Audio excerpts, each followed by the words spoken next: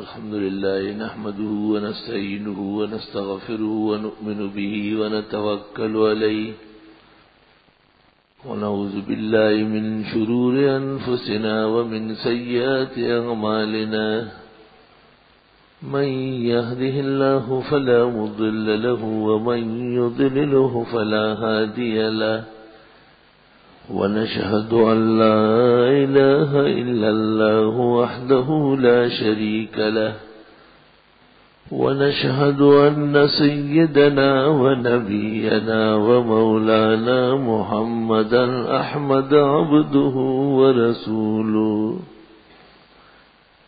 أرسله الله تعالى إلى كافة الخلق بين يدي الساعة بشيرا ونذيرا وداعيا إلى الله بإذنه وسراجا منيرا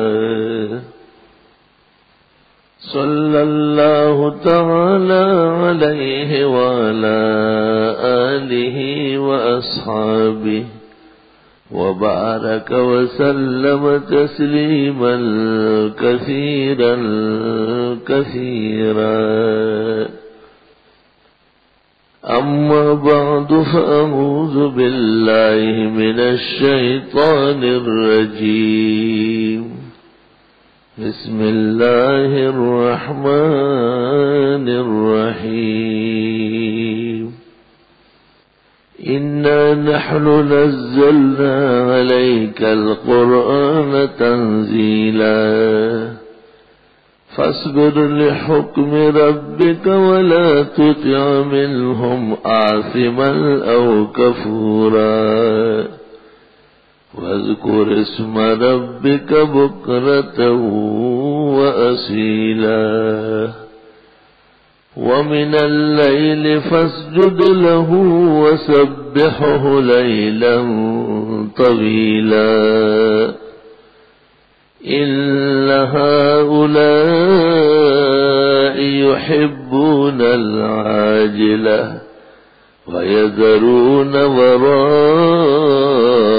وراءهم يوما ثقيلا نحن خلقناهم وشددنا أسرهم وإذا شئنا بدلنا أمثالهم تبديلا إن هذه تذكرة فمن شاء اتخذ إلى ربه سبيلا وما تشاءون إلا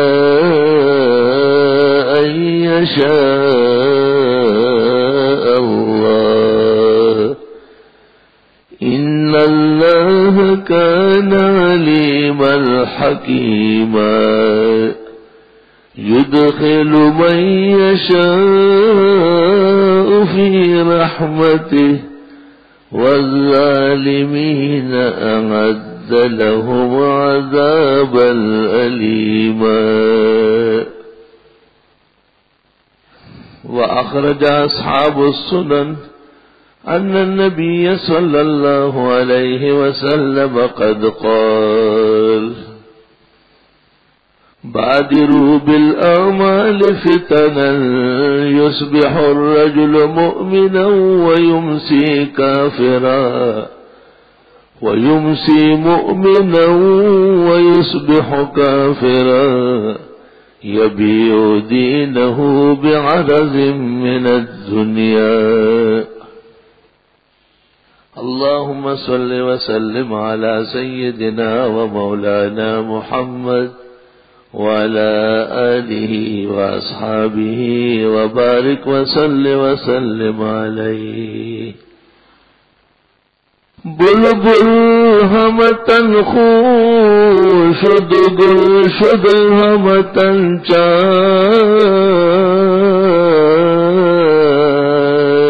چاد بلبل همتن خوشد گل شد همتن چاک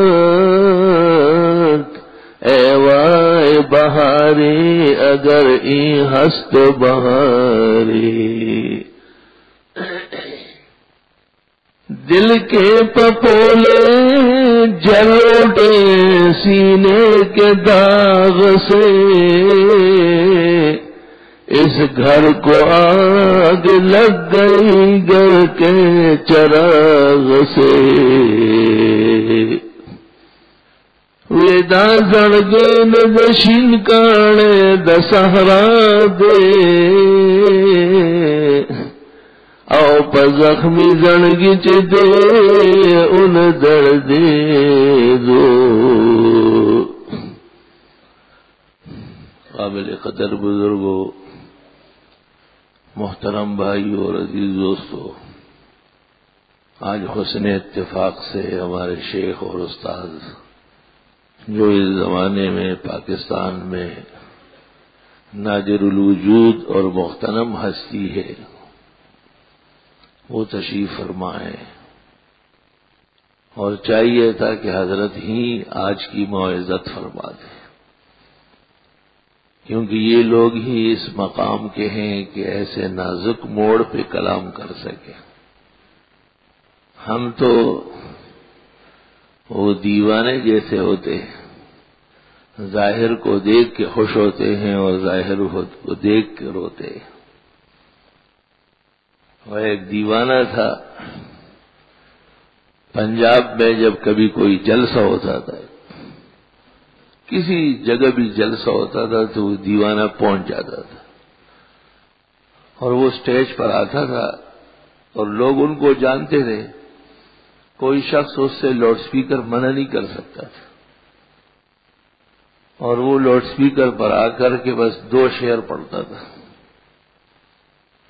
گل گئے گلشن گئے جنگلی دتورے رہ گئے عقل والے چل بسے بے شعور رہ گئے. بس یہ سنایا پھر بھاگا نیچے. اس زمانے کے حالات اور ان کے سامنے پیش آنے والے مسائل پر ہمارا تو یہی ادا ہے. ہر جمعے کو جب ممبر پر بیٹھتے ہیں تو ملک بھر اور دنیا کے تناظر میں اسلام اور مسلمانوں کا حال دیکھ کر ایسا محسوس ہوتا ہے جیسے مسلمانوں کی لاشوں سے گزر کر کوئی آگے چل رہا ہو، اور پورا عالم اسلام خون میں لت پت ہے، اور ہر جگہ اسلامی روایات اور اسلامی شعائر کا خون اور ان کا قتل اور ذبح بڑی دید دلیری کے ساتھ جاری ہے. کبھی ہم سنتے تھے کہ مغرب اور کفر کی طاقتیں اسلام کو نہیں چاہتی، سنتے تھے. یہ ہمت نہیں تھی کہ اخبارات میں کوئی ان کی بات آ جاتی. زمانے کے رفتار نے ایسا نقشہ بنا دیا کہ آج اسلامی ملکوں کے سربراہ کی تقریر اور ان کا خطاب امریکی صدر کے املا کے مطابق ہوتا ہے. وہ انہیں کچھ اپنی پسند کی چیزیں املا کراتے ہیں اور یہ پر انہیں اپنے اور اپنے ملک کے مفاد کے رنگ میں ڈال کر مناسب وقت میں اس کو پیش کرتے ہیں. مولانا روم نے کہا ہے کہ پائے استدلالیاں چو بے بون اور پائے چو باں سخت بے تمکی بوت. یہ وہ ملک ہے اور وہ لوگ ہیں جو لکڑیوں کے پایوں سے قائم ہوئے ہیں، ان کے اپنے پیر نہیں ہیں، اور لکڑی کے ستون اور پایوں سے جو ملک قائم ہو وہ بہت کمزور ہوگا. وہ آج بھی گیا اور کل بھی گیا. ایسے حالات میں علماء امت، زعماء زمانہ ان کی ذمہ داریاں بہت زیادہ ہے۔ علماء پر دو قسم کی ذمہ داریاں عائد ہوتی ہیں۔ ایک تو یہ کہ وہ اللہ جل جلالہ سے اپنا رشتہ ایمان و عمل کا مضبوط رکھے، حالات کے اتار و چڑھاؤ سے کہیں اس میں فرق نہ آئے۔ وَلَا تَرْكَنُوا إِلَى الَّذِينَ ظَلَمُوا فَتَمَسَّكُمُ النَّارُ، سورۃ ہود کے آخر میں جہاں 6-7 پیغمبروں کا واقعہ بیان ہوا اور ان کے ناکارہ قوموں کے عذاب کے واقعات بیان فرما کر رسول اللہ صلی اللہ علیہ وسلم کو کچھ ہدایات دی۔ وَاسْتَقِمْ كَمَا أُمِرْتَ وَمَنْ تَابَ مَعَكَ، ایسے سیدھے ہو کے رہیے جیسے آپ کو کہا جا رہا ہے، اور جو لوگ آپ کے ساتھ سیدھے ہوئے ہیں توبہ کر چکے ہیں وہ بھی سیدھے رہے۔ وَلَا تَطْغَوْا، ادھر ادھر نہ ہونا، إِنَّهُ بِمَا تَعْمَلُونَ بَصِيرٌ، جو تم عمل کرتے ہو اللہ دیکھ رہے ہیں۔ تو اس آیت پر فضائل قرآن ترمذی اور تفسیر میں جناب رسول اللہ صلی اللہ علیہ وسلم کا ارشاد ہے۔ اس زمانے میں 60-61 سال تک کسی کے بال سفید نہیں ہوتے تھے۔ پہلی صف میں کیسے آ گئے، مصیبت کرتے رہتے۔ اور حضرت کے داڑھی مبارک میں کچھ بال سفید ہوئے، راویان حدیث کہتے ہیں مشکل سے 19 بال سفید ہو۔ تو حضرت سے پوچھا گیا کہ حضرت شبت یا رسول اللہ، حضرت بڑھاپا کچھ جلدی نہیں آیا؟ تو آپ نے فرمایا کہ شیبتنی ہود و اخواتها، سورۃ ہود جیسی سورتوں نے مجھے بوڑھا کر دیا، جس میں معذبین کے واقعات ہے کہ قوم نوح نے نافرمانی کی، اللہ نے ان کو غرق کیا، قوم عاد نے نافرمانی کی، اللہ نے ان کو نیست و نابود کیا، سمودیوں نے سرکشی کی، اللہ کا عذاب ان پر آیا،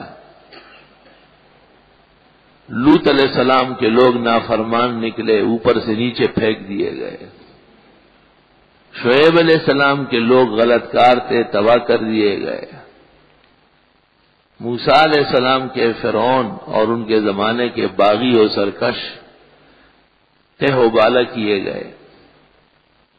یہ واقعات جب میں پڑھتا ہوں اور سنتا ہوں تو صدمات بڑھتے ہیں۔ اور ایک روایت میں آپ نے فرمایا کہ یہ جو آیت ہے وَاسْتَقِمْ كَمَا أُمِرْتَ، حضرت آپ ایسا سیدھا ہو کے رہیے جیسے آپ کو کہا گیا ہے۔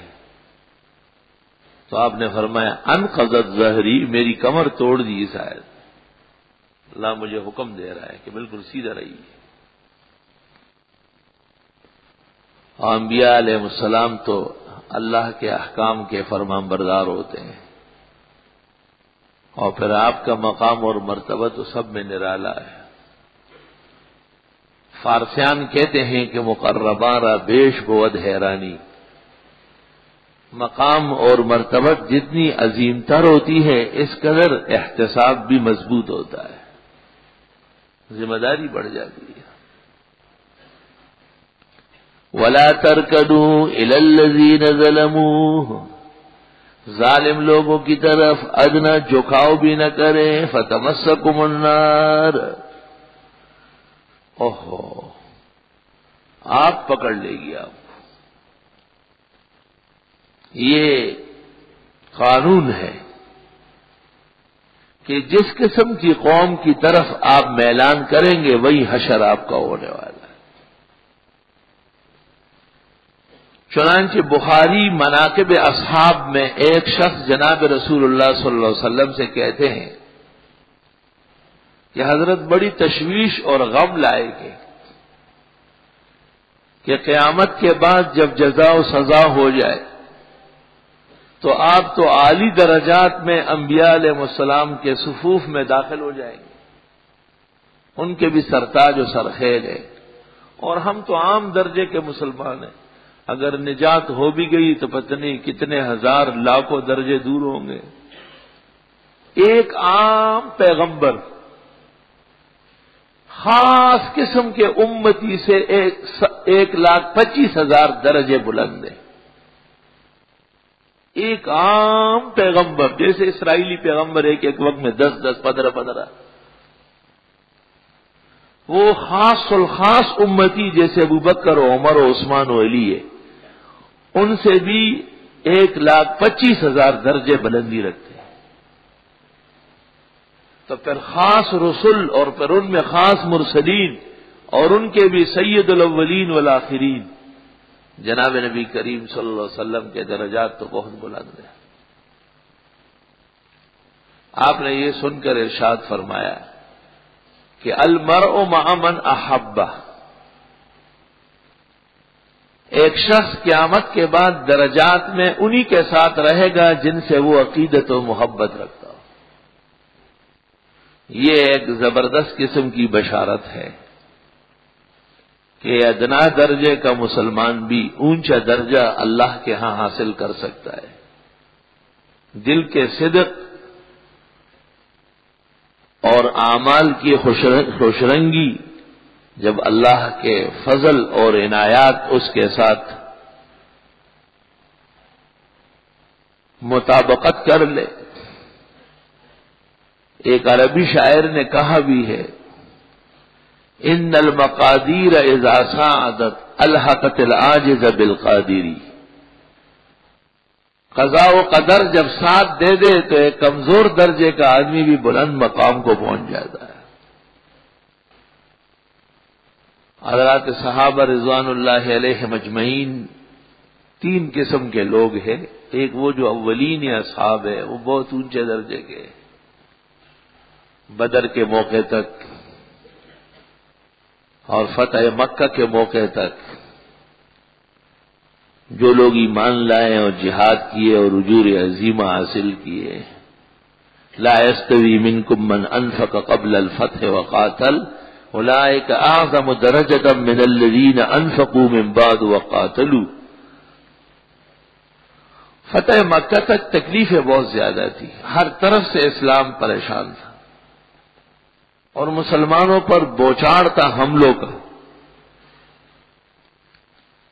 اس وقت جو لوگ ایمان لائے اور ساتھ ہوئے ہیں وہ عالی الہمت مومن ہیں، عالی الدرجات ہیں۔ اللہ فرماتے ہیں بعد میں آنے والے ان جیسے نہیں، وہ بہت اونچے ہیں۔ بعد میں آنے والے کون ہیں؟ وَكُلًّا وَعَدَ اللَّهُ الْحُسْنَى، سب کے ساتھ اللہ کا وعدہ ہے کہ بہترین انجام ہے تمام صحابہ کا۔ حضرت بلال رضی اللہ تعالیٰ عنہ بھی اولین لوگوں میں سے ہیں۔ مکے میں مشرکین کے ہاں زیر عذاب تھے کیونکہ اسلام لائے تھے۔ حضرت ابوبکر صدیق رضی اللہ تعالیٰ عنہ نے خرید کر آزاد کر دیا۔ صحابہ کہتے ہیں کان ابوبکر سیدنا وآتق سیدنا، ابوبکر بھی ہمارے سردار تھے اور ہمارے سردار کو خرید کر کے آزاد کر دیا، حضرت بلال۔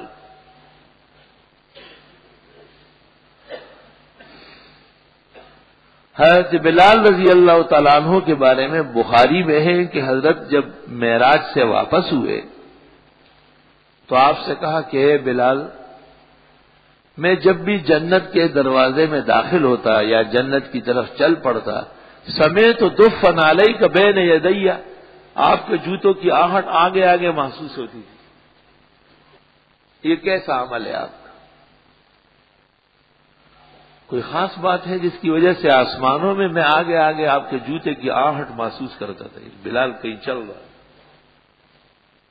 حضرت بلال رضی اللہ عنہ نے فرمایا کہ میں جب بھی وضو کرتا ہوں اور وقت نفل پڑھنے کا، یہ نہیں کہ بس وضو کر لی اور 10 نفل شروع کر جیسے لوگ آ جاتے، یہ نہیں دیکھتے کہ بھئی وقت نفلوں کا نہیں ہے۔ جو وقت نفلوں کا نہیں ہے ان اوقات میں نوافل پڑھنا گناہ کبیرہ ہے۔ گناہ کبیرہ کا مطلب ہے جیسے شراب پینا، خنزیر کا گوشت کھانا اور زنا کرنا، یہ گناہ کبیرہ ہے۔ گناہ کبیرہ اس کے اور کس کو کہتے ہیں؟ وقت دیکھ کر کے عبادت کی جاتی ہے. عبادت میں بنیاد یہی ہے کہ کرنے والا مومن ہوگا، عمل سنت کے مطابق ہوگا، وقت صالح ہوگا. اگر کرنے والا غیر مومن ہے تو عبادت نہیں ہے، لعنت ہے. اگر وقت نہیں ہے تو بھی ناجائز ہے. اگر طریق پیغمبر کا نہیں ہے، نفل ہے لیکن جماعت کے ساتھ پڑھ رہا ہے، ذکر ہے لیکن بالجہر کر رہا ہے، تو عبادات سے بدعات اور بے دینی بن جاتی ہے. یہی نماز ہے، ایک شخص بغیر وضو کے پڑھ رہا ہے تو دو قول ہے علماء امت کے. ایک قول یہ ہے کہ صریحاً کافر ہے، اور دوسرا قول یہ ہے کہ نہیں، کافر تو نہیں ہے لیکن گناہ بڑا ہے. ترخی نے امام اعظم سے یہی نقل کیا ہے بحر شرح کنز میں. عبادت حقیقت میں پابندی کو کہتے ہیں، اس انتظار کو کہتے ہیں کہ وقت ہو جائے تو پڑھوں گا. اس عجلت کو کہتے ہیں کہ آپ جلدی جلدی تیار ہو رہا ہے کہ وقت نکل رہا ہے.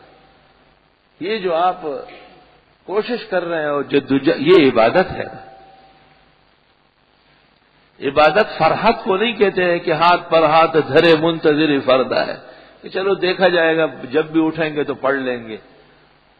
اس لیے جامع ترمذی میں ہے کہ کچھ لوگ بیٹھے رہتے ہیں، انتظار کرتے ہیں، جب سورج ڈوبنے لگتے ہیں فوراً اٹھ جاتے ہیں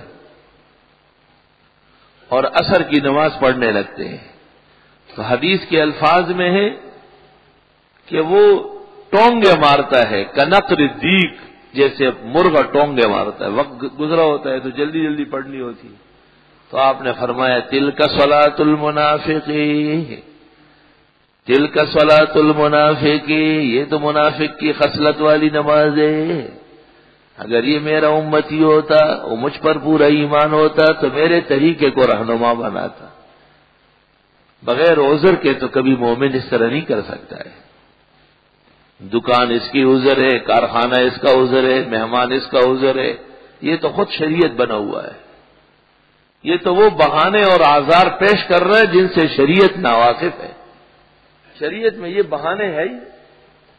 مہمان بیٹھے، آپ کہے کہ آپ مسلمان ہیں، یقیناً ہمارے مہمان جو آتے ہیں وہ مسلمان ہوتے ہیں. نہ یہودی آتے ہیں، نہ عیسائی، نہ ہندو، نہ سکھ، نہ ڈوگرے، نہ بوتڑے، نہ اور کوئی شیطان. ان کو آپ کہے کہ نماز کا وقت ہو گیا ہے، مجھے بھی نماز پڑھنی اور آپ بھی چلیں. امام ابو یوسف کو حضرت امام ابو حنیفہ نے کہا تھا کہ لوگوں کو دین کی باتیں کرتے رہو، اس میں دو فائدے ہیں. اگر وہ دین مانتے ہیں تو قدردان ہو جائیں گے، تیری بہتری ہے، اور اگر دین نہیں مانتے ہیں تو چلے جائیں گے، ان کے جانے میں تیری بہتری ہے. لیکن یہ دوگلا جو زمانے کا ہے، جو اپنے آپ کو نیوٹرل کہتا ہے، لا الہ الا ولا الہ الا، یہ صرف لفظی مسلمان، جس کا دل اور سینہ ایمان کی عظمتوں سے خالی ہو چکا ہے، اس کو ایمان اور غیرت کی ہوا نہیں لگی. یہ کیا کسی شخص کو دین و بے دینی سکھا سکتا ہے؟ یہ تو آنکھ بکان نمک رفت و نمک نیز شد. اس کے لیے تو بہانہ چاہیے. آج یہ مہمان ہو گیا اور کل اس کا مہمان ہو گیا، بس دو بہانوں میں تو دو نمازیں چلی گئی. آج ڈیوٹی ہے اور کل دفتر ہے، اور آج افسر آ رہا ہے اور کل اس کا چپڑاسی مر رہا ہے. بس جو بھی صدمہ اور حادثہ ہوگا اس کا اثر عبادت پر ضرور پڑے گا. فلا حول ولا قوت الا باللہ. صحابہ جب آپس میں مل لیتے تھے تو دریافت کرتے تھے کہ رات کو تلاوت کس طرح کرتے ہو. ابو موسیٰ اشعری اور عمرو بن العاص کا ذکر بخاری میں ہے. دونوں یمن کے گورنر تھے، دو صوبوں کے. ابو موسیٰ کام سے فارغ ہو کر گھوڑے پہ بیٹھ کے چل پڑتے، اور عمرو بن العاص بھی کام سے فارغ ہو کر گھوڑے پہ بیٹھ کے چل پڑتے. تو مغرب کی نماز دونوں ایک جگہ، جیسے کراچی سے ایک دوست چلا دوسرا حیدرآباد سے، اور نوری آباد کے پاس دونوں نے مل کر مغرب کی نماز پڑھی. تو دریافت کرتے تھے کیف تقرأ القرآن، قرآن کیسے پڑھتے ہو؟ تو ایک سناتے ہیں کہ میں پڑھتا ہوں شروع میں، اگر دیر ہو گئی تو پھر اخیر میں اٹھتا ہوں لیکن پورا کرتا ہوں۔ تو دوسرا ان کو سناتے ہیں کہ میں پڑھتا رہتا ہوں، جب نیند آنے لگتی ہے تو بس کر دیتا ہوں، سو جاتا ہوں، پھر درمیان میں اٹھتا ہوں، پھر پڑھتا ہوں، پھر جب نیند آتی ہے پھر بس کرتا ہوں۔ محدثین کہتے ہیں یہ دوسرا طریقہ بہت مشکل ہے، بہت مشکل ہے، کیونکہ پوری رات ٹوٹ گئی نا، کہ ایک جگہ بھی پوری نیند نہیں ہوئی، اور پوری نیند نہ کرنا یہ عبادت کی روح ہے۔ عابد زاہد بنو گی تب جب نیند سے دل اٹھ جائے۔ عبادت اور زہد کی شیرینی اور چاشنی جب دل و دماغ کے ریشوں میں پہنچ جاتی ہے تو پھر ظاہری طعام اور شراب اس کی ضرورت نہیں ہوتی۔ یہ ایک بہانہ ہوتا ہے اولیاء اللہ کا۔ عمر ابن العاص جب وہاں پہنچا ابو موسیٰ اشعری کے پاس تو ایک آدمی ہاتھ پیروں سے بندھا ہوا تھا، لوگ جمع تھے۔ عمر ابن العاص نے پوچھا کہ یہ کیا تماشا لگا ہوا ہے؟ کہا کہ آمنا ثم مرتدہ، ایمان لایا تو یہودی تھا پھر مرتد ہو گیا۔ تو عمر ابن العاص نے کہا کہ اس کو تم نے تماشے کے لیے بنایا ہوا ہے، اس کو ابھی تک چھوڑا، قتل نہیں کیا۔ تو ابو موسیٰ اشعری نے کہا کہ ابھی قتل کر رہا ہے۔ تو حضرت عمر ابن العاص نے کہا کہ میں اتروں گا تب کہ پہلے یہ قتل ہو جائے، اتنی دیر کرنے کی ضرورت کیا تھی؟ دیکھو تربیت کیسے ہوئی ہے صاحب۔ اور آج ہمارے حکمرانوں کا اور ملک کے زعماء کا حال دیکھیں کہ انہوں نے مل کر کے بش کو اپنا مانیٹر بنایا ہوا ہے، اور ان کے ساتھ مل کر ایک اسلامی ملک کو ذبح کیا۔ 1400 سال بعد مسلمانوں کے خون پسینے سے ایک اسلامی ملک وجود میں آیا تھا، بڑی مشکلوں سے۔ ہزاروں سال نرگس اپنی بے نوری پہ روتی ہے، بڑی مشکل سے ہوتا ہے چمن میں دیدور پیدا۔ اور ان کا جرم کیا تھا؟ نہ انہوں نے کسی کا کچھ بگاڑا تھا اور نہ شیخ اسامہ نے، اور نہ پوری دنیا کا کفر مل کر کے ایک رتی برابر جرم ثابت کر سکا۔ بلوہ تربتی من یافتم از غیب تحریری کہ ای مقتول را جز بے گناہ نیست تقصیر۔ ایک شاعر نے کہا ہے کہ اس مقتول کا جرم یہ ہے کہ یہ بے قصور ہے۔ علماء نے دین کی روشنی میں ببانگ دہل کہا کہ یہ پالیسی غلط ہے، اور اس سے صرف افغانستان کو نہیں پورے اسلام کو اور خاص کر پاکستان کو نقصان پہنچے گا۔ آج دنیا دیکھ رہی ہے کہ پاکستان کو دبانے اور ان کو دھمکانے اور کشمیر سے باز رکھنے کے لیے خود ہندوستان کو طریقہ بتایا کہ آپ پارلیمنٹ پر حملے کا الزام لگا دیں، اور اب ہندوستان کے ساتھ مل کر کے ہمارے مسٹر صاحب کو یہ املا کرا رہے ہیں کہ آپ کے ہاں دہشت گردی بہت زیادہ ہے، آپ جلدی اعلان کریں، جلدی اعلان کریں۔ اور اللہ تعالیٰ نے لالچ اور خود غرضی کی وجہ سے ان کی عقلیں ختم کی ہے اور ان کے منہ پر مہر لگائی۔ یہ نہیں کہہ سکتے کہ ہمارا اور ہندوستان کا تو مقابلہ ہے اور اختلاف ہے، وہ بھی اپنے ہاں فلاں فلاں فلاں مذہبی انتہا پسند ہندو تنظیم کو ڈسمس کرے۔ یہ کیسا ہو سکتا ہے کہ نقشے کا ایک عظیم ملک لاتعداد انسانوں پر مشتمل، جن کے ہاں پوری تحریک چل رہی ہے مسلمانان ہند کو ہندو بنانا، ہمارے پورے پاکستان میں ایسی کوئی تحریک نہیں جو عیسائیوں کو زبردستی مسلمان بنائے یا یہودیوں پر شبخون مارے یا مرزائی قادیانی اور یا ہندو اور سکھوں کو مجبور کر لے۔ آج تک کوئی ایک فرق بھی اس کا نہیں پیدا ہوگا۔ ہمارے یہاں تو دین صاف ستھرا ہے، قد تبین الرشد من الغی، ہدایت بالکل واضح ہے.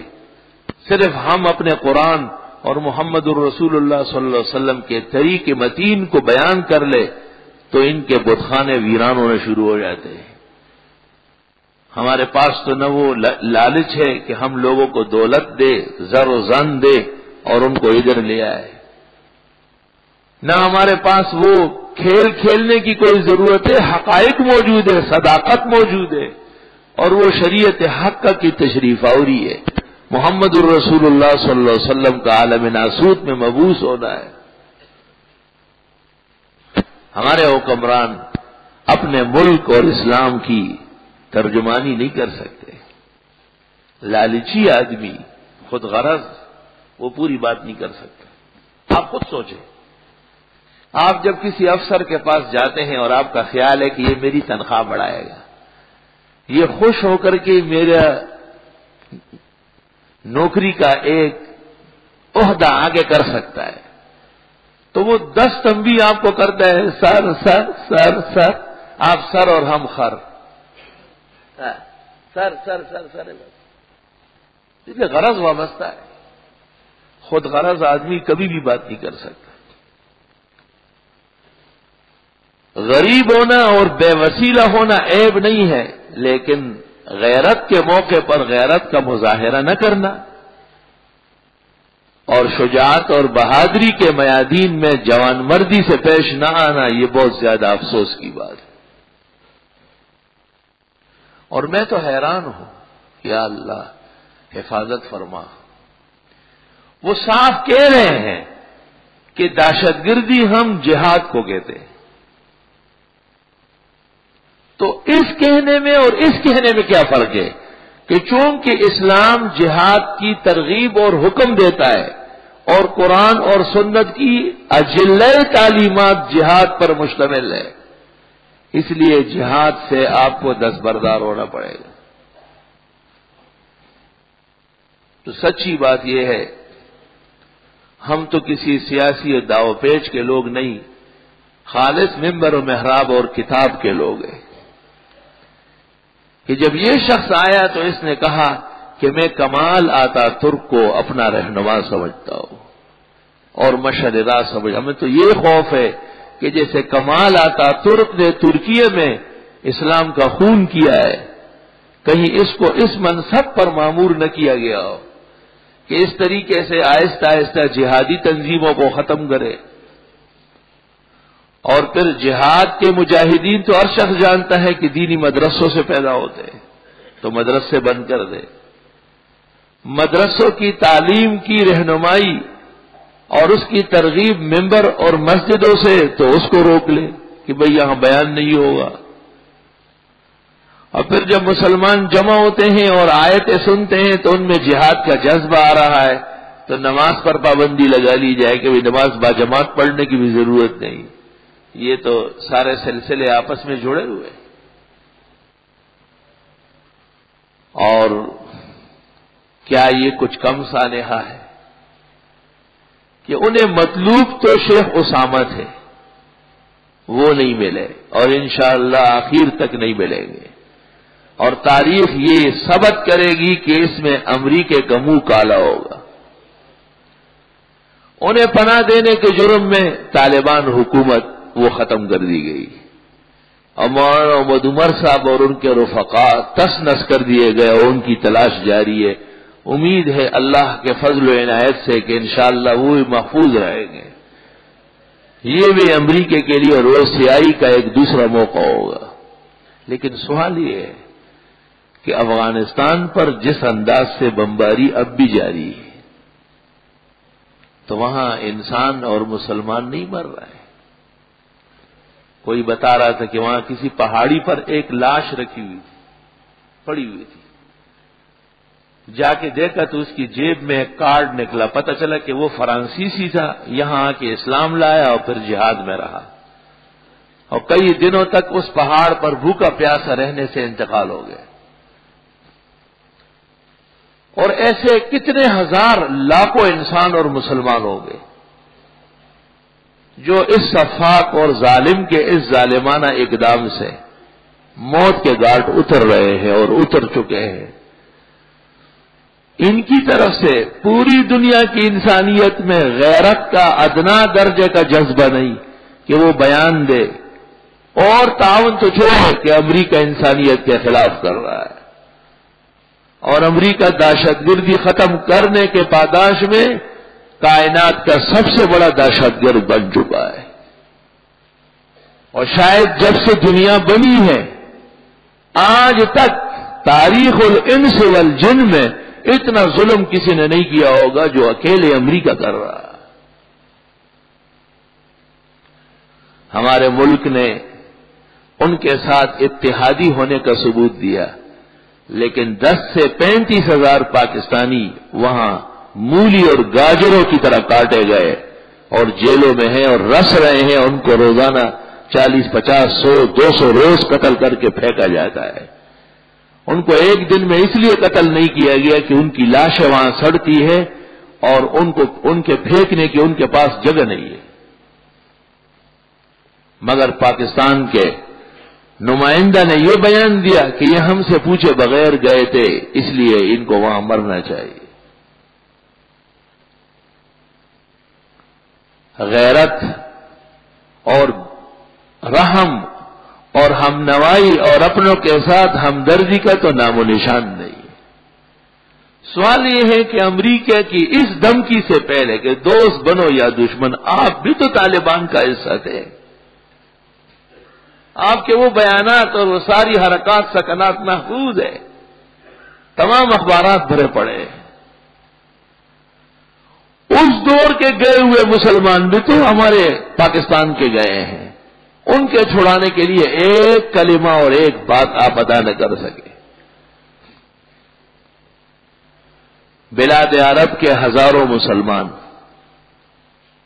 بلکہ لاکھ سے ان کی تعداد متجاوز ہے، جو سارے ملکوں سے وہاں منتشر، چیچنیا کے بھی، بوسنیا کے بھی، الجزائر کے بھی، فلسطین کے بھی، بلاد سعودیہ کے بھی، اور دیگر بہت سارے ممالک کے، وہ بھی بے اثر ہیں۔ اور کوئی بتا رہا تھا کہ انہیں جب جہاز میں بٹھاتے تھے قیدی بنا کر امریکن جہاز میں، تو ان کے جسم سے کپڑے اتارے پورے مکمل، اور صرف انڈر ویئر ان کو دے دیا گیا کہ بس یہ پہن سکتے آپ، اور کوئی کپڑا ان سے اٹھا دیا، اور اس حالت میں ان کو جہاز میں بٹھایا۔ اور یہ پاکستان کے لوگوں نے اور ایئرپورٹ کے پاس رہنے والوں نے تماشا دیکھا ہے۔ میں کہتا ہوں جس سرزمین پر ظلم ہو جائے اس سرزمین پر پھر عذاب کی بارش ہوتی ہے۔ چنانچہ ان لوگوں کے اوپر 40 دن گزرنے سے پہلے پاکستان پر تکلیف اور عذاب ٹوٹ پڑا ہے۔ آج کے اخبارات دیکھ کے آپ کو اندازہ ہوا ہوگا کہ طالبان حکومت ختم کرنے سے پہلے جو بہارت تھی وہ اور ہے، اور اب جو بہارت ہے وہ بالکل علیحدہ ہے، بالکل علیحدہ ہے۔ اور اب وہ پاکستان کو ایسی دھمکی دیتا ہے جس طرح بش طالبان کو دیتا تھا، اور اس نے کہا ہے کہ پاکستان کے ساتھ وہی برتاؤ کرنا پڑے گا جو امریکہ نے افغانستان میں طالبان کے ساتھ کیا ہے۔ ہم تو یہ دیکھتے ہیں کہ ہندوستان نے پاکستان کے ساتھ جو سلوک شروع کیا ہے، امریکہ کے اکسانے، حکم دینے اور پورے معاہدہ کرنے کے بعد یہ سب کچھ سامنے آ رہا ہے۔ ظاہر بات ہے کہ ایک ملک کو افرادی حیثیت سے بھی نہت تک کیا جائے، عالم میں بھی اس کو بدنام کر دیا جائے، لوگ بھی اندرون خانہ ان سے ناراض کر دیے جائے، مذہب کے رہنما بھی ملک کے دل آزاری سے زخمی موجود ہو، ایسے حالات میں جب بھارت پاکستان پر حملہ کرے گا تو دفاع کی صورت کیا بنے گی؟ امریکہ اور برطانیہ نے تو پہلے کہہ دیا کہ چونکہ پاکستان دہشت گردوں کا آماجگاہ ہے، دہشت گرد وہ اسلام کو، دینی مدرسوں کو اور علماء اور مسلمانوں کو کہتے ہیں، اس لیے ہندوستان کی حکومت مجبور ہے کہ ان کے خلاف کوئی انتہائی قدم اٹھا لے۔ تو اللہ تعالیٰ کو بھی ناراض کر دیا، اور اپنے ملک کو بھی پہلے سے زیادہ حالت زار میں دھکیل دیا.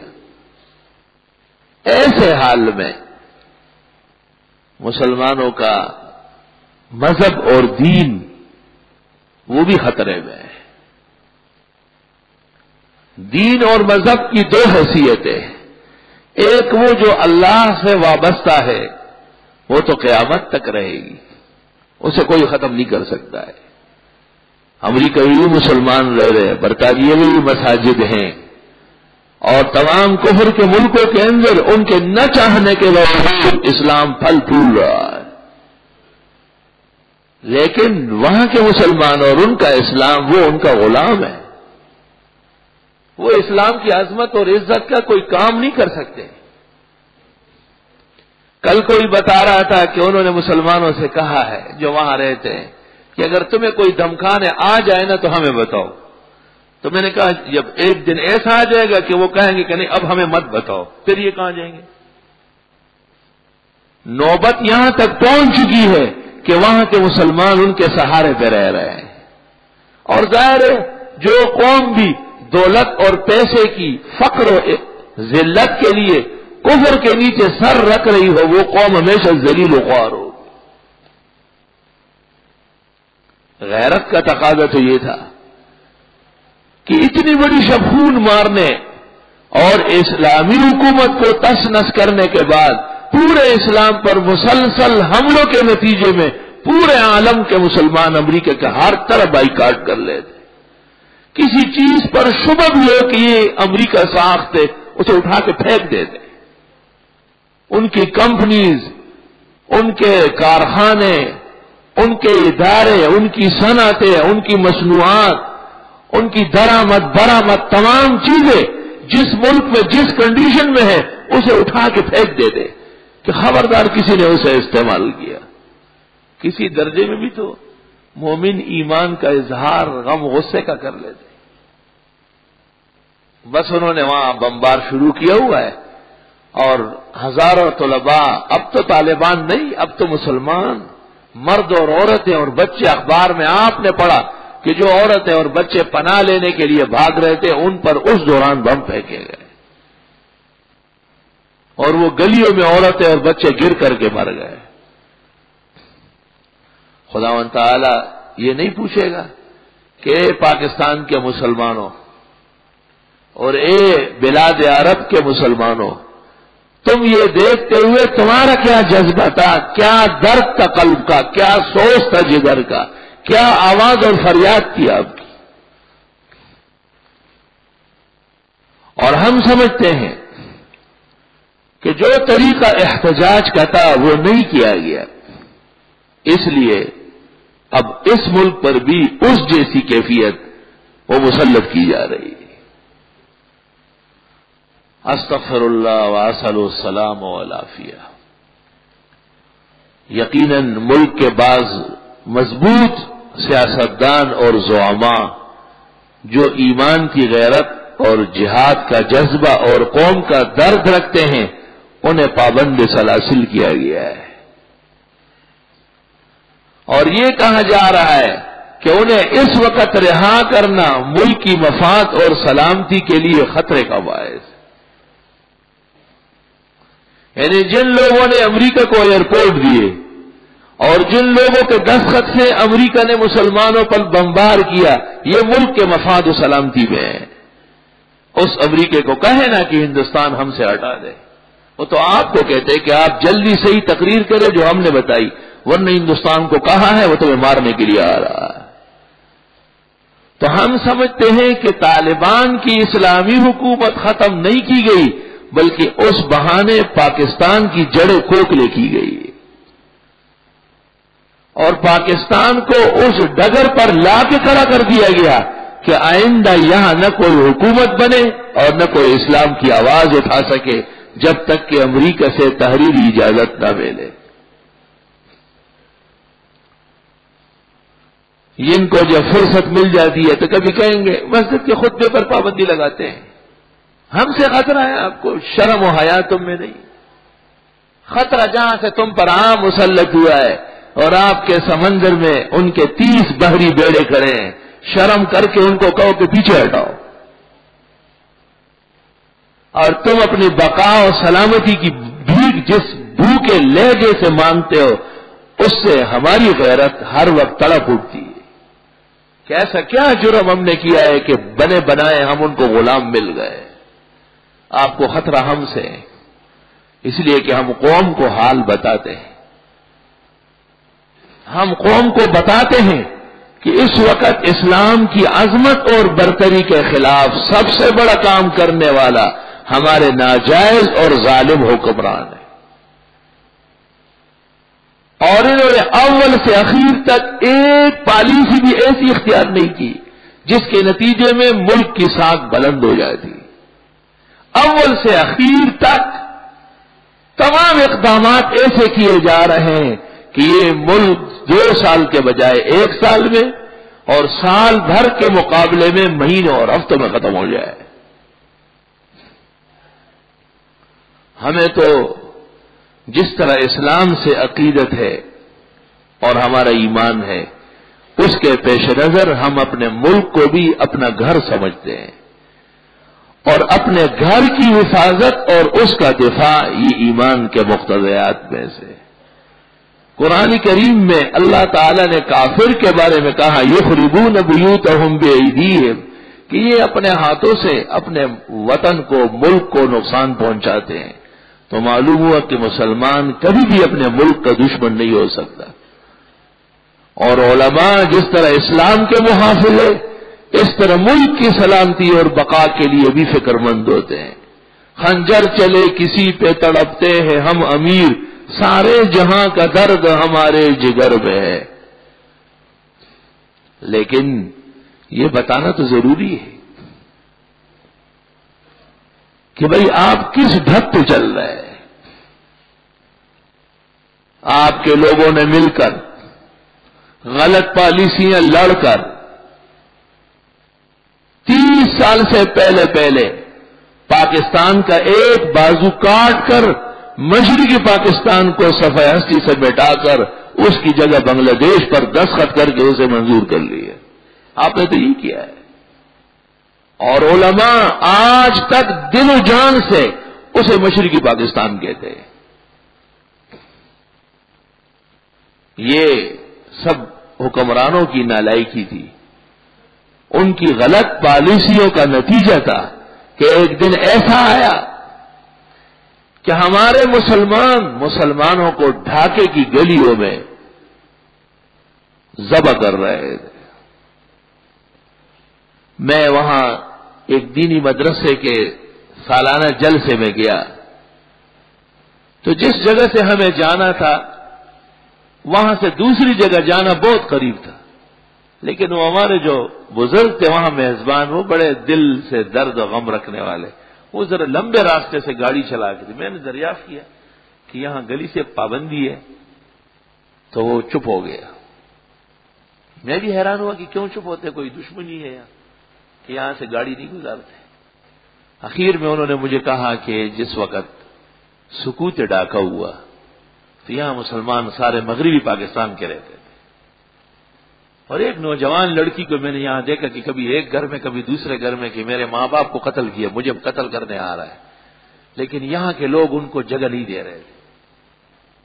تو کچھ دیر بعد میں دوبارہ یہاں آیا تو وہ یہاں گلی میں مری پڑی تھی، کسی نے پستول مارا اسے۔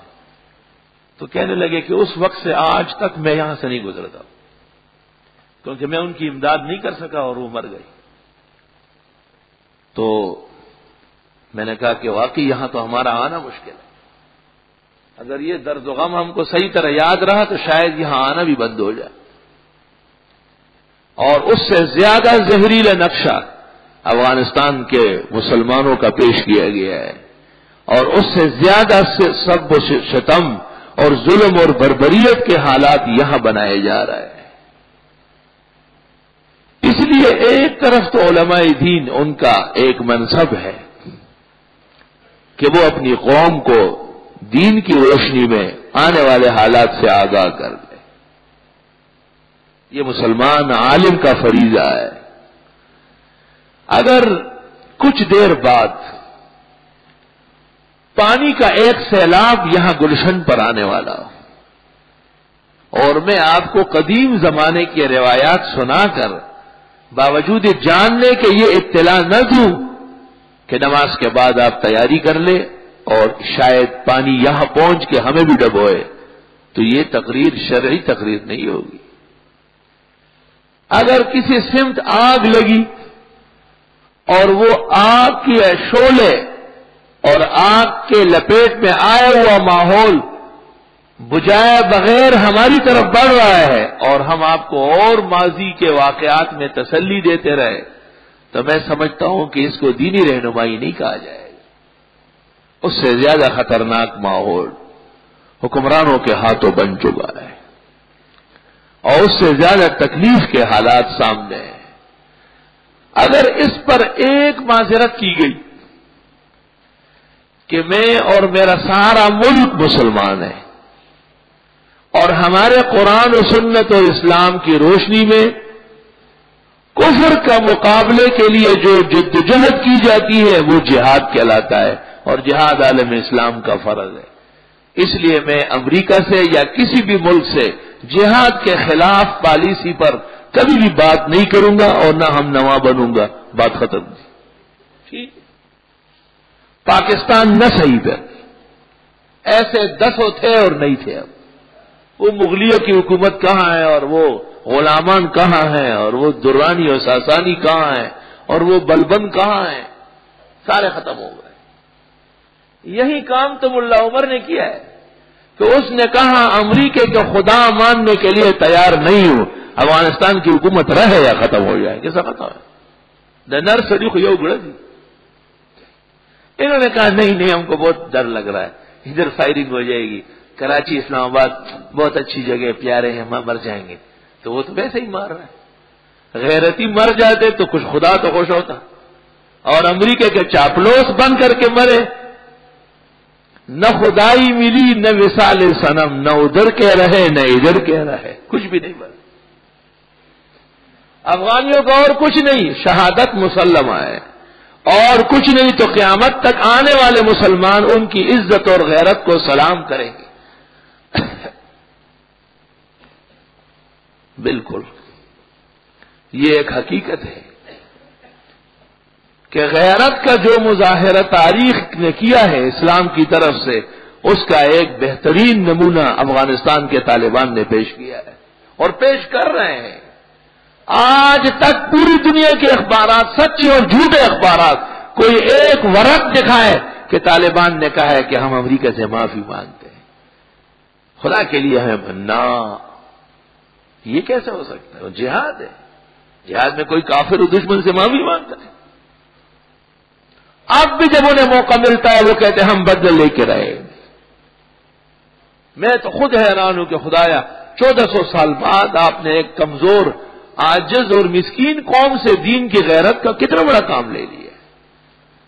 وہ بظاہر ختم ہو چکے ہیں لیکن بباطن محفوظ ہو چکے ہیں، یہ بھی بتاؤ آپ۔ اور ہم حقیقت میں محفوظ ہیں، بظاہر محفوظ ہیں لیکن حقیقت میں مر چکے ہیں، کیونکہ ہم نے غیرت، جہاد، اسلام کی عظمت، مسلمانوں کی حفاظت اور بقا کا سودا کیا ہے۔ صاف ستھرے دستخط ہو چکے ہیں۔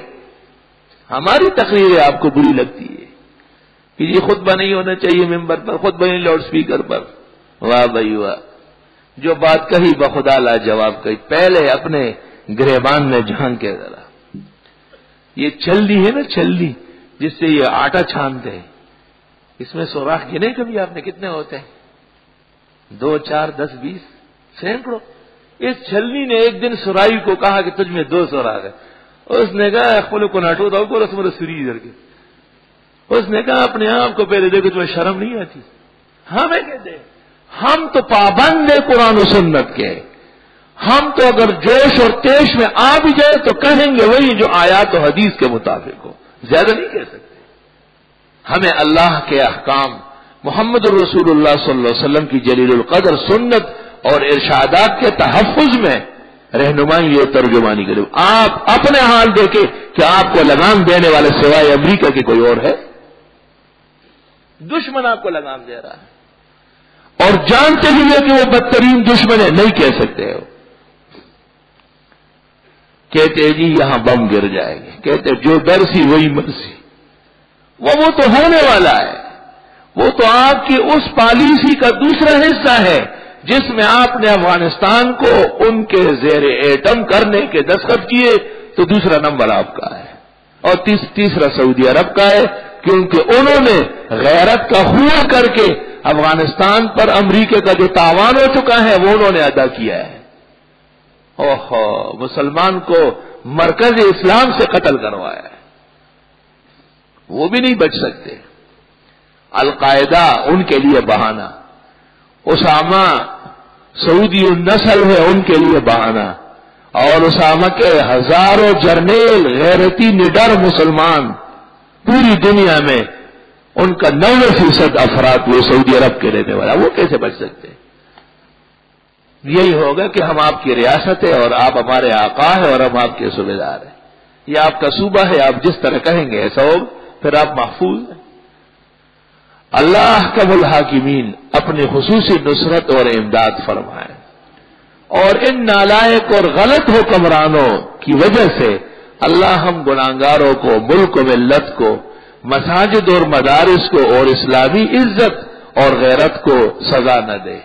اور یا اللہ ہم دل و جان سے معافی مانگتے ہیں اپنی طرف سے بھی اور مسلمانوں کے قصور اور جرائم کی بھی، یا اللہ ہمیں معاف فرما، اور خدایا اپنا خصوصی قہر اور غضب امریکہ اور ان کے اتحادیوں پر نازل فرما، اور خدایا جیسے آپ نے عاد اور ثمود اور قوم لوط اور قوم مدین کو نیست و نابود کیا تھا، تو خدایا اس طرح کا عذاب اور بلا امریکہ پر نازل فرما، اور ان کے ایٹم اور تمام پلانٹس منجمد فرما، اور خدایا اس جہاز کو بہت جلدی گرا جس میں بش سفر کر رہا ہو، اور اسلام کے خلاف، اسلام کے صفاق اور قتال جہاں جہاں ہو، یا اللہ انہیں اس عذاب سے دوچار فرما جو آپ ایسے موقعوں پر ایسے لوگوں پر نازل فرماتے تھے، اور خدایا شیخ اسامہ اور مولانا عمر کو محفوظ فرما، اور ان کی عزت اور ان کی بقا اور ان کی اسلامی حکومت کو پھر بحال فرما، ونستغفر اللہم وآخر دعوانا الحمدللہ رب العالمین۔ بسم اللہ الرحمن الرحیم۔ جو حضرات جوابات سننے کے لیے آگے آ رہے ہیں وہ نمازیوں کا خیال رکھیں۔ توبہ کرنے کا طریقہ بتا دیں۔ امام غزالی نے احیاء علوم الدین میں لکھا ہے کہ توبے کے 3 ارکان ہیں۔ الترک حالا، فوراً گناہ چھوڑ دینا، والندم علی ما مضی، گزرے ہوئے پر شرمندہ ہونا، معافی مانگنا،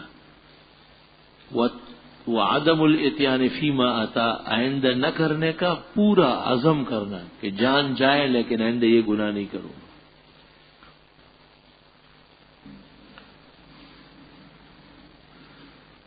محمد حنیف عبدالرزاق کی طبیعت ناساز ہے، اللہ ان کو صحت و شفا دے۔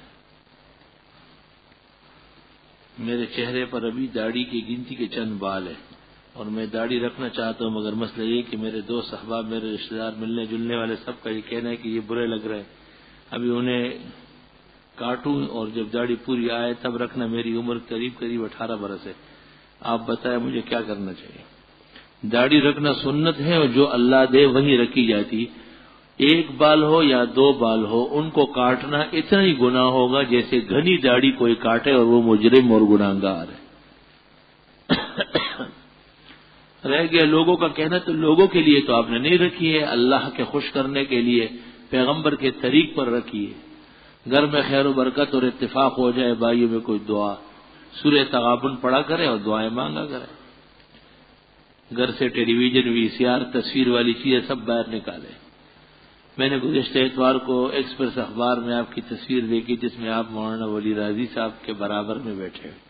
مجھے حیرت اس بات پہ ہوئی کہ آپ جیسے مفتی جو کی تصاویر کے سخت خلاف ہے، ان کے خود کی تصویر ہے۔ اسی مجلس میں میں نے تصویر پر تقریر کی ہے اور ولی راضی صاحب سے پوچھا ہے کہ آپ کے والد مفتی اعظم پاکستان مفتی شفیع صاحب کی قیادت میں 70 بڑے علماء کے دستخطوں سے آپ کے ہاں سے کتاب نکلی ہے، اس کا نام ہے تصویر کے شرعی احکام، اور آپ کے بھائی جان مولانا مفتی رفیع عثمانی نے جنرل ضیاء کی دارالعلوم کراچی آمد پر باقاعدہ اعلان کیا تھا کہ یہاں کوئی تصویر نہیں بنے گی۔ تو میں نے کہا آپ وزیر ہو کر کے کیوں تصویریں کھنچواتے ہیں؟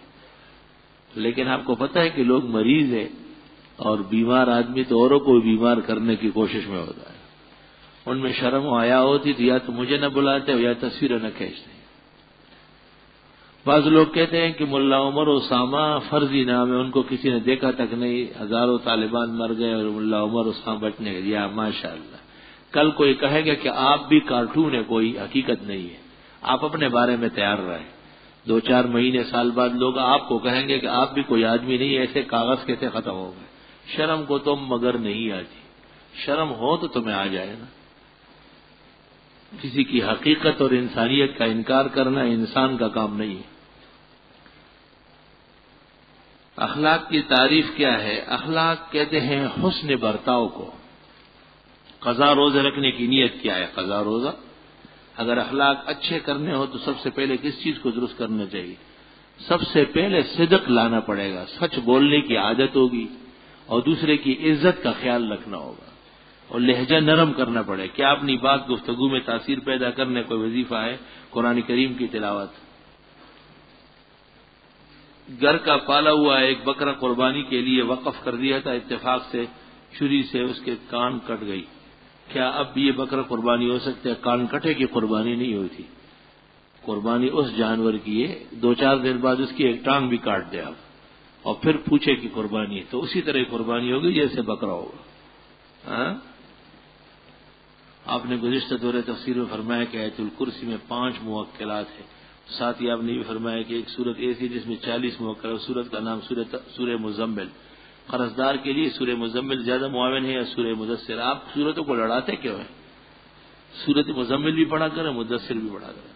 خواب میں رسول کریم صلی اللہ علیہ وسلم کی زیارت کا وظیفہ، کثرت سے درود شریف بالخصوص یا اللہم صلی وسلم علی النبی الامی وعلی آلہ واصحابہ وبارک وسلم علیہ مؤثر ہے بہت. انشورنس کروانا جائز ہے. مشہور تو یہی ہے کہ چیزوں کا اور انسانی زندگی کا دونوں کا ناجائز ہے، اور اس زمانے کے مفتیان اسی پر عمل پیرا ہے. لیکن مجھے اپنے شیخ اور استاد مفتی اعظم پاکستان نے بار بار کہا تھا کہ چیزوں کا انشورنس مجبوراً جائز ہے، جیسے کارخانے کا، گاڑی کا. اس کے البتہ زندگی کا ناجائز. میں اب بھی اس میں فرق سمجھتا ہوں. میری والدہ کافی دنوں سے بہت بیمار ہے، ان کے سے اللہ پاک سے شفا دے. کیا مسجد کے استعمال سے زائد چیز یعنی پرانی قالین وغیرہ طلباء اپنے مدرسے میں استعمال میں لا سکتے یا نہیں؟ طلباء مسجد میں ہی استعمال کر سکتے، جیسے ہمارے بالائی منزلوں میں طلباء رہتے ہیں، یا یہ کہ جب وہ بوسیدہ ہو کر کے پھینکنے کے قریب ہو جائے اس وقت بھی استعمال کی اجازت دی گئی ہے. مفتی اعظم ہند مولانا مفتی کفایت اللہ نے کفایت المفتی میں اجازت دی ہے. بہتر یہی ہے کہ ایسی چیزیں دوسری مسجد ہی میں ڈالی جائے، لیکن اس زمانے میں یہ ممکن نہیں ہے، اس لیے طلباء کو استعمال کی اجازت دی جاتی ہے.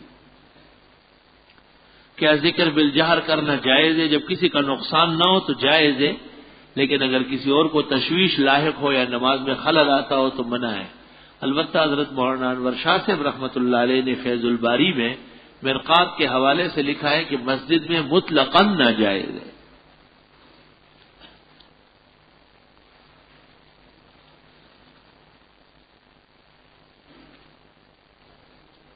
سنت نمازوں کے بعد جماعت کے ساتھ دعا کرنا ضروری نہ سمجھی جائے، جائز ہے. ایک آدمی مسجد کے لیے جگہ وقف کرنا چاہتا ہے، لیکن بات پتہ نہیں کیا ہے، زمین کے نیچے ٹینکی ہوگی، اس کے اوپر مسجد بنائے گا. یہ الٹا سیدھا سوال ہے، یہ دارالفتہ میں دے. نہ خط صحیح ہے نہ اردو صحیح ہے، ایک مصیبت ہے. معاشی طور پر پریشان ہوں، گھر کی کفالت بھی ذمہ ہے جناب سے، روزی اور رزق میں برکت کے لیے آپ استغفار کی کثرت کریں، بلا ناغہ چاش پڑا کریں، اور فجر پڑھ کر اسی نشست پر بیٹھے بیٹھے ہاتھ کے پوروں سے 70 مرتبہ سورۃ شورى کی آیت نمبر 19 کا وظیفہ بنائیں.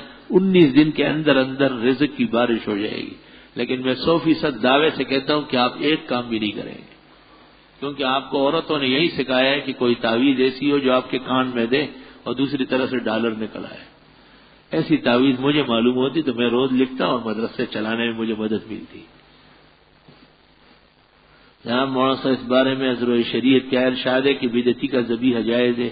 بدعتی جو بشریت کا منکر ہے اور غیر اللہ کے لیے علم غیب کا عقیدہ رکھتا ہے، الگ تحقیق وہ کافر ہے، اس کا ذبیحہ مردار ہے، اس کے ساتھ نکاح بھی ناجائز ہے، اس کی اقتداء میں نماز بھی نہیں ہو سکتی۔ تبلیغی بھائی عموماً فرض نماز کے پتہ نہیں کیا ہے بعد تبلیغ کا اعلان کرتے ہیں، معلوم یہ کرنا ہے کہ سلام کے بعد ان کا اعلان پہلے ضروری ہے یا دعا؟ نہیں، دعا کے بعد ان کو کرنا چاہیے، لیکن لوگ اٹھتے ہیں جیسے وہ کرتے ہیں ایسے ان کے ساتھ ہو رہا ہے، بڑے ہجوم میں کھڑے ہو جائیں گے، جی بیٹھ جائیے، اس کے بعد دیکھو 5-6 مامرے بیٹھے ہوں گے، کوئی ساتھ نہیں بیٹھ رہا، کیونکہ جو کام سلیقے سے نہیں ہوگا کبھی بھی زوردار نہیں ہوگا۔ انہیں آرام تسلی سے جب دعا ختم ہو جائے کہہ دے کہ بھائی کچھ لوگ دین کی فکر کرنے کے لیے یہاں بیٹھتے ہیں، آپ بھی ہمارے ساتھ تشریف رکھیں، 5-10 منٹ کے لیے بیٹھ جائیے اور پھر 1 گھنٹہ تک لوگوں کو رگڑے دیتے ہیں، ایسا کون بیٹھے گا؟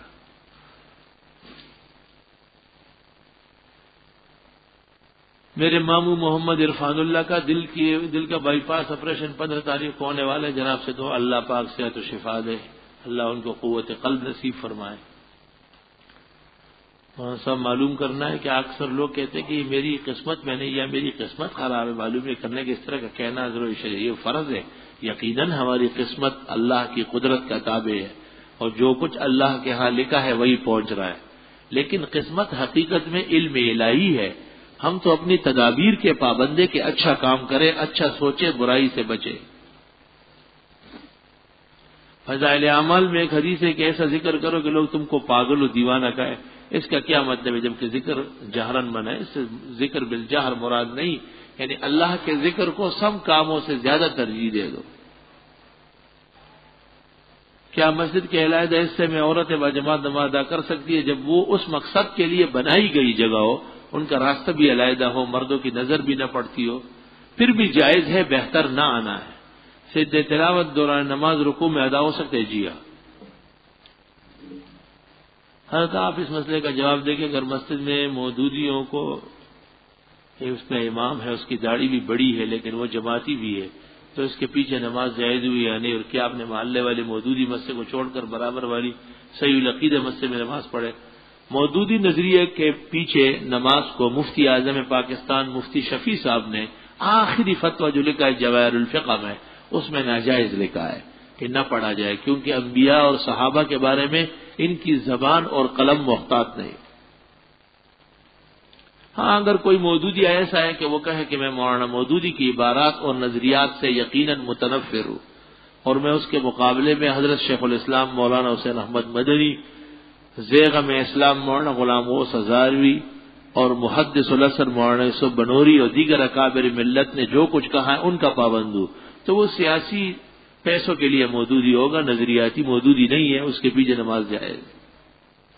حضرت آپ نے اپنے درس میں یہ مسئلہ بیان کیا کہ بچے کے باپ کا نام نہ بدلا جائے، یعنی ولدیت کی نسبت کسی اور کی جانب نہ ہو، تو یہ مسئلہ پوچھنا تھا کہ ایک عورت کی 2 بچیاں ہیں اور اس کو اپنے شوہر سے اپنے اور بچیوں کی جان کا خطرہ ہے اور وہ اس سے عدالت کے ذریعے خلع لے کر باہر اپنے والدین کے ساتھ جانا چاہتی ہے اور بچیوں کا پاسپورٹ بغیر تبدیلی نام والد بننا ممکن نہیں اور یہاں رہنا خطرہ ہے، تو کیا اس صورت میں نام واہ بھائی واہ، کیا بات کہی!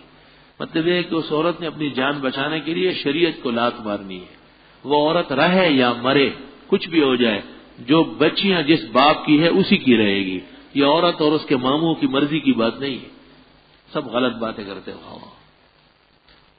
کل کوئی باپ سے ناراض ہو جائے تو پھر باپ کو چھوڑ دے، ایک اور پڑوسی کو باپ بنایا۔ وتر کی نماز میں اگر دعائے قنوت بھول جائے اور سورت کے بعد سیدھے رکوع میں چلے جائے تو سجدے سہو کرنوں سے وتر ہو جائیں گے۔ جی بہت سے طلباء کو مدارس عربیہ میں داخلہ نہیں دیا گیا، انہوں نے بریلوی مدارس میں بہت اچھا کیا تاکہ اچھے لوگ بریلویوں کے یہاں پہنچ جائے اور اللہ ان کو شرک و بدعت سے نجات دے۔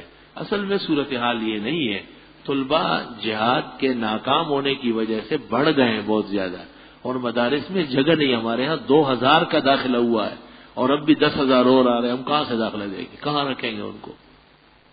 صرف 1 مہینے کے 4 سے لے کے 6 لاکھ روپے کا خالی آٹا آتا ہے۔ آپ بتائیں کہ یہ صرف 1500 طلباء کا یہ حال ہے، اگر یہ 5000 اور 10,000 ہو گئے تو 1 مہینے کے خالی آٹے کا خرچہ 20 لاکھ وصول کرنا آپ لوگوں سے کوئی آسان کام نہیں۔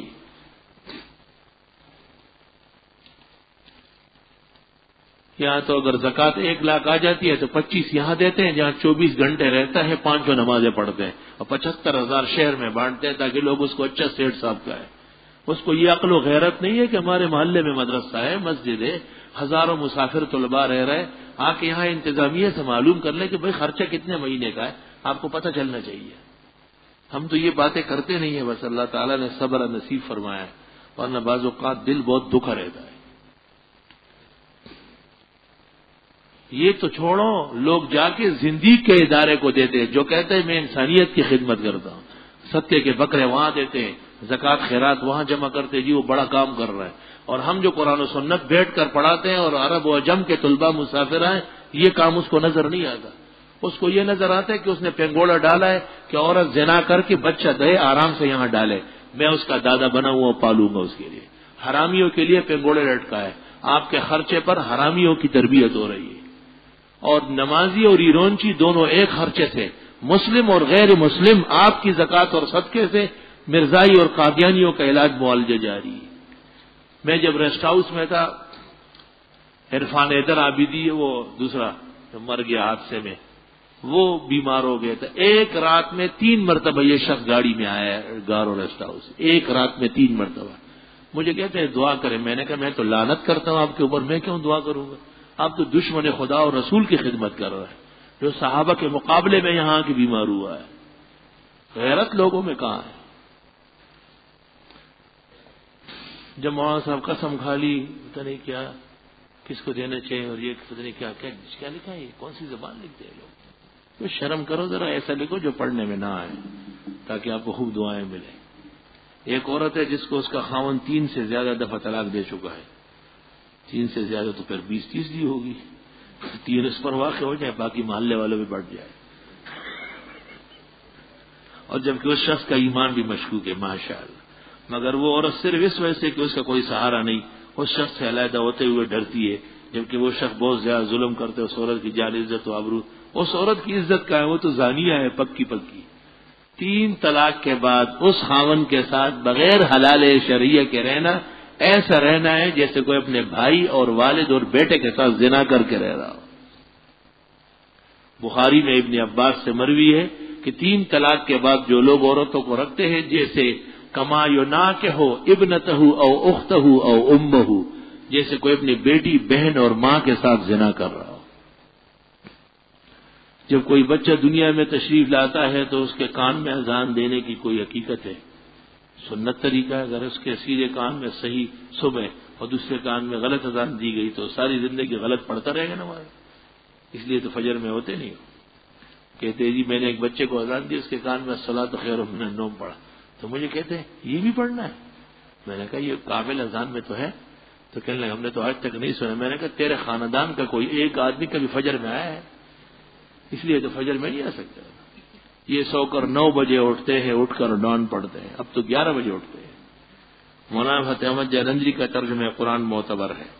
داڑھی کے خط کا شرعی طریقہ کیا ہے؟ گالوں کے بال لے سکتے ہیں، پسندیدہ نہیں. استخارہ کس طرح کیا جائے؟ 2 رکعت پڑھ کے دعا مانگے. کن مواقع پر؟ جب امور مباح ہو. جس کام کا بہتر ہونا معلوم ہے استخارے کی ضرورت نہیں، جس کام کا ناجائز ہونا معلوم ہے استخارہ کرنا گناہ ہے. حضرت آپ میرے لیے دین پر استقامت کے لیے دعا، ہم سب کے لیے یہ دعا ضروری ہے کہ اللہ ہمیں استقامت علی الحق نصیب فرمائے. معارف القرآن مفتی شفیع صاحب لکھتے ہیں کہ زکوٰۃ کے علاوہ صدقہ کہاں تک کہ صدقۃ الفطر غیر مسلم کو دیا جا سکتا ہے. ایک عالم نے اس سے اختلاف کیا ہے، نہ دینا بہتر ہے. دوبارہ دیکھ لو گے نا، الٹا دیکھ کے آئے ہو. وہاں سب پوچھنا یہ کہ اسٹیٹ ایجنٹ کا کام جائز ہے یا نہیں. کیا مطلب ہے؟ جو جائز کمیشن ہے وہ جائز ہے اور ناجائز کمیشن ناجائز. میری دماغی حالت ٹھیک نہیں ہے، علاج بھی کروا رہا ہوں، اللہ آپ کو صحت و زندگی دے. سفید پگڑی باندھنا زیادہ ثواب ہے یا کالی؟ سفید زیادہ ثواب ہے. اور رسول اللہ صلی اللہ علیہ وسلم کس رنگ کی پگڑی باندھتے تھے؟ اکثر سفید، فتح مکہ کے موقع پر کالی. حضرت کیا جمعے کی اذان ثانی کا جواب دینا جائز ہے؟ نہیں دینا بہتر ہے. فتاوی شام میں ہے وَإِجَابَةُ الْأَذَانِ حِينَ يَزِدْ مَكْرُوهَةٌ، اذان ثانی کا جواب دینا مکروہ ہے. آپ کے ارشاد کے بعد کی وتر کو رات کے آخری نماز بنانا چاہیے. میں اب پابندی سے وتر تہجد کے بعد پڑھتا ہوں. پوچھنا یہ کہ کبھی بھی وتر پڑھنا ہو تو صبح صادق یعنی وقت فجر میں بھی بس 2-3 منٹ رہ جاتے ہیں. ایسی صورت میں یہ نماز صحیح جی صحیح ہے, یا صبح صادق سے کم از کم اگر رہ گئے تو صبح صادق کے وقت پڑھنی پڑے گی قضا. جماعت سے پہلے سنتوں سے پہلے 3 وتر پھر 2 سنت, لیکن کوشش کرو کہ قضا نہ ہو. میں جس لڑکے کو پڑھاتا ہوں اس کا باپ PIA میں اعلیٰ عہدے پر ہے اور ماں بیوٹی پارلر چلاتی ہے. کیا ان سے تنخواہ لینا جائز ہے؟ بس آپ بھی کبھی کبھی ناخن آ کے کیا کرے کہ اس پہ وہ رنگ لگائے, پھر آپ کے لیے تنخواہ جائز ہو جائے گی. آپ انہیں صحیح دین سمجھائیں, تنخواہ جائز ہے. اگر جمعے کے دن حج ہوتا ہے اسے حج اکبر کہتے ہیں. کیا یہ حدیث ثابت ہے؟ حدیث پر کلام رہا ہے. جمال الدین ذیلئی نے نصب الرایہ کے اندر اس کی تصحیح کی ہے. ملا علی قاری مرحوم نے اس پر کتاب لکھی ہے الحج الاوفر فی الحج الاکبر. ابن حجر نے کہا ہے کہ گو حدیث موضوع ہے, تاہم ثواب اور فضیلت ایسے حج کی ثابت ہے. ہمارے والد صاحب کا انتقال ہو چکا, ان کی کچھ زمین اور پلاٹ ہے جن کو ہم فروخت کرنا چاہتے ہیں. اگر کوئی خریدار آتا بھی ہے تو دوبارہ نہیں آتا. ہمارا کوئی بڑا بھائی بھی نہیں ہے, سب سے بڑی میں ہوں. 22 سال میری عمر ہے. کوئی وظیفہ بتا دے کہ اچھے اور صحیح دعاؤں بک جائے, اللہ آسان فرمائے, سورہ واقعہ پڑھنا شروع کر دے. آپ نے بھی تقریر میں بیان فرمایا کہ ایک موقع پر حضرت نے ان قبائل کے لیے دعا فرمائی جنہوں نے ان صحابہ کو شہید کیا جن کو ان قبائل نے اسلام سیکھنے کے لیے اس لے گئے تھے. برائے کرم کتاب کا حوالہ بخاری شریف بیری معونہ, کتاب الصحیح البخاری جلد ثانی مغازی بیری معونہ میں ہی واقع ہے. مولانا صاحب رشتے دار اور خاندان والوں میں آپس میں بہت جھگڑے ہوتے ہیں. کبھی وہ لوگ ہم سے لڑتے ہیں, کبھی ہماری والدہ ان سے جھگڑنا چلی جاتی ہے. آپس میں بےحد نفرت ہے. برائے مہربانی کوئی وظیفہ بتائے. سورہ تغابن پڑھنا شروع کرے. مولانا صاحب لڑکیوں کے رشتے کے لیے پریشان ہو, نماز کی پابندی بھی ہے, یہاں سے نقش حاصل کر لیں. کیا نماز جنازہ تیار ہو آدمی بے وضو ہے تو کیا اس صورت میں بھی تیمم؟ حکم یہی ہے کہ جب جنازہ فوت ہونے کا اندیشہ ہے, اگرچہ وضو خانہ سامنے ہے, فوراً آپ زمین پر 2 ہاتھ مارے اور شریک ہو جائے تیمم کر کے. ہری پگڑی والے دجال کے ساتھی ہوں گے, کیا ہے حدیث ہے مشکات جلد ثانی 477. بخاری شریف کس سن ہجری میں لکھی گئی ہے؟ 262 میں امام بخاری کا وصال ہوا ہے, اس سے پہلے مکمل ہو چکی ہے. قرآن کریم کی ٹیوشن پڑھانا شرعاً جائز ہے, تبلیغ کی نیت سے پڑھا سکتے ہیں. میں یہاں بیٹے کی ولادت ہوئی ہے اور میں یہ دلی خواہش ہے کہ آپ میرے بیٹے کا نام رکھیں. بہت اچھا, عبداللہ عبد الرحمن, بہترین نام ہے, رکھو. خانہ کعبہ کے غلاف کا رنگ کالا کیوں ہے؟ یہ ہیبت اور جلالی الوہیت کے لیے قدیم زمانے سے چلا ہے. اگر کالا نہ ہوتا سفید ہوتا تو پھر بھی آپ کا سوال ہوتا کہ سفید کیوں ہے؟ کیوں کہ تو کوئی ماں باپ ہے ہی نہیں نا, وہ تو ویسے ہی میدان میں پیدا ہوا ہے. اگر ایک شخص سے بھول ہو گیا نماز میں کہ میں نے ایک سجدے کیا, دونوں سجدے بدستور فرض ہے, ایسی نماز کے لیے یا تو اخیر میں ایک سجدہ کر کے سجدہ سہو کر لے اور یا پھر نماز دوبارہ پڑھ لے. حضرت ہمارے ایک عرب عالم سے میں نے سوال کیا کہ قضا نمازیں کیسے پڑھوں, تو انہوں نے کہا کہ کثرت سے نفلیں پڑھو, کیونکہ ہمارے حنفی واہ بھائی ہوا بہت زوردار عرب عالم مل گیا تھا آپ کو. اس کی مثال ایسی ہے جس طرح آپ ان کو کہے کہ حضرت میرے اوپر کسی کا قرضہ ہے اور اس نے آپ کو کہا کہ مجھے کھانا کھلاؤ, بس یہ دونوں باتیں ایک جیسی. آپ کو بہت اچھا عرب عالم ملا ہے جس نے الٹا سکھا دیا آپ کو. سنت پڑھنے کے دوران جماعت کھڑی ہونے لگی, تکبیر اولیٰ حاصل کرنے کے خیال سے تحیات پڑھ کر سلام پھیر دیے جا سکتے ہیں یا نہیں؟ نہیں, نماز پوری کر کے شریک ہو جاؤ. ریح کے غلبے کی وجہ سے بھی تحیات سلام پھیرو. ہاں اگر ایسا خطرہ ہے سلام پھیر دو عبد الرسولوں کے بعد. کیپٹن عثمانی کے ماڑی والے اور شیخ القرآن عبدالسلام کے بارے میں دونوں گمراہان زمانہ ہے. کیا الکوہل والے عطر یا پرفیوم لگا کر نماز پڑھ سکتے ہیں؟ جی ہاں پڑھ سکتے ہیں, کیونکہ جواز کا فتویٰ ہے. حضرت صاحب کو ایسا وظیفہ بتایا کہ میں جلد از جلد اپنی والدہ کو حجاز مقدس کی زیارت کراؤں. دعا. کوئی ایسی کتاب کا نام بتایا جس میں بدعتیوں کے عقائد کی کلی کھل گئی ہو؟ قرآن کریم. قرآن کریم میں جتنا مشرک و بدعتی کا رد ہے کسی کتاب میں نہیں. ویسے حضرت مولانا سرفراز خان صاحب مدذلو کی کتابیں خاص کر رہا ہے سنت اور حضرت کی کتاب عبارات اکابر دونوں رکھنا چاہیے. اس زمانے میں خضر علیہ السلام موجود ہے یعنی اس میں اختلاف ہے. درست یہ ہے کہ حیات ہے وہ. کمپیوٹر کے ذریعے پروجیکٹر یعنی حج کی تربیت دینا صحیح ہے یا نہیں؟ بہرحال زمانے حال کے مولوی تو جائز کہیں گے, لیکن عموماً تصویروں والے معاملات نامناسب ہے. حضرت جمعے کو آپ کی کیسٹ لے کر جاتا ہوں, اکثر خراب ہوتی ہے, صحیح ریکارڈ نہیں ہوتی. یہ آپ ان لوگوں کے لیے دعائیں ہدایت کر لیں کہ یہ لوگ صحیح طرح کیسٹ بنائیں. آصف کی والدہ دماغ کی نس پھٹنے کی وجہ سے اسپتال میں ہے، اللہ صحت و زندگی دے. وہ تو ہو چکے ہیں، وہ دوبارہ دے رہے ہیں. الحمدللہ رب العالمین. استغفرک اللہم ونسألک السلام والعافیہ. لا الہ الا اللہ وحدہ لا شریک لہ لہ الملک ولہ الحمد وعلی کل شیء قدیر. اللہ جن بیماروں کے لیے کہا گیا ان کو صحت شفا عطا فرما، جن کے ہاں رشتے نہیں ہیں عزت کے، عفت کے، صلاح و فلاح کے رشتے عطا فرما. جن کے رزق میں تکلیف ہے اللہ خزائن غیب سے اسباب رزق پیدا فرما. جن کے ہاں جھگڑے اور خانگی امور پریشان کن ہے اللہ باہم شیر و شکر بنا. جن کی اولاد نہیں ہے صالح اولاد عطا فرما. اللہ حالات درست فرما، اسلام کو عزت و غلبہ عطا فرما. اللہ کفر کا رخ دوسری طرف پھیر دے، مسلمانوں سے ان کے توجہ ہٹائے. خصوصی امداد و نصرت شامل حال فرما. صلی اللہ تعالی علیہ